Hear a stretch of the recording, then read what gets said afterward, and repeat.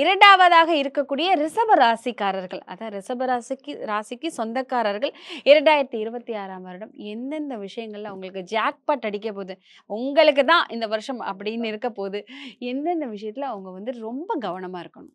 ஆமா, பெண்களுக்கு தான் எப்பவுமே ரிஷபங்கிறது பெண்கள் தான். பெண்களுக்கு ரொம்ப அங்க லக்ஷ்மி நாராயணன் இருக்காரு. நம்ம லக்ஷ்மி, அதுக்கப்புறம் ஸ்ரீமன் நாராயணன். இவங்க 2மே கலந்தது லக்ஷ்மி நாராயணன்.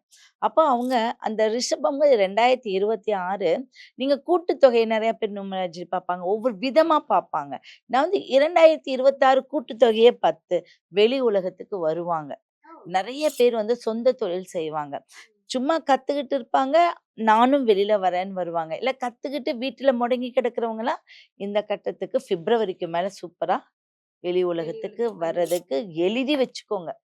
100% நீங்க தனித்துவம் நீங்க சரியா தனித்துவமா இயங்க போறீங்க. ஓகே.